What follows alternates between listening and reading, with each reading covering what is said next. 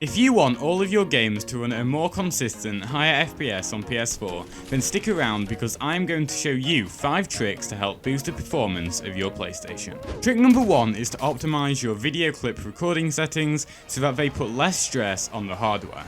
You can do this by opening the share menu, then go down to sharing and broadcasting options, then video clip settings, then resolution, and make sure it is set to the lowest one available. Now also go to video clip length settings and change this to the shortest available option.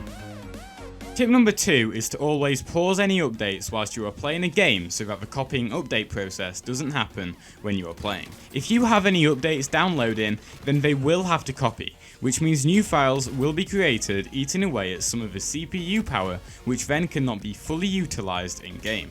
So pause your updates if you want the PS4's CPU to be focused entirely on playing the game at hand.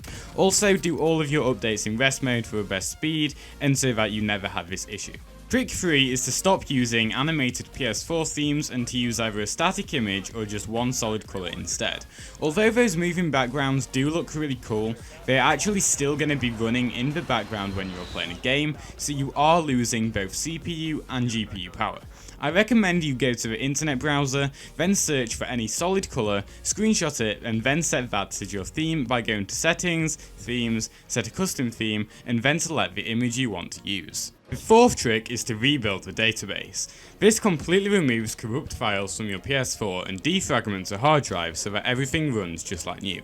To do this, turn off your PS4 completely and wait for the lights to stop blinking. Then hold the power button for around 7 seconds until you hear a second beep, and you are told on screen to then plug in your controller. Once you have your controller connected to your PlayStation, go down to option 5 and rebuild the console's database. No data will be lost in this process unless it is already corrupt, so all of your games and stuff will be okay, but do note that your folders might be rearranged on your home screen. Tip number 5 is to just clean your PS4 properly and don't let it suck in dust 24/7. Unplug your PS4, open it up, and find a guide on how you can correctly clean your model of a PS4. Once you get to the heatsink, simply use canned air or something similar to blow out any dust that could be preventing airflow and causing the system to restrict its performance. If you have owned your PS4 for multiple years, you can actually also take the further step and replace a thermal paste, which should quieten down your PS4 a lot, as well as significantly increase the performance, as your PS4 is no longer going to throttle itself to prevent it from overheating. Guides to replacing the thermal paste can also be found online. To stay up to date with everything PlayStation and learn about things you didn't know you could do with your PS4, then please do consider subscribing to my channel and enabling all notifications so you don't miss out on another one of my videos. If you have any issues with the advice in this video, then also leave a comment telling me what you have tried and I'll respond as soon as I can to help you out.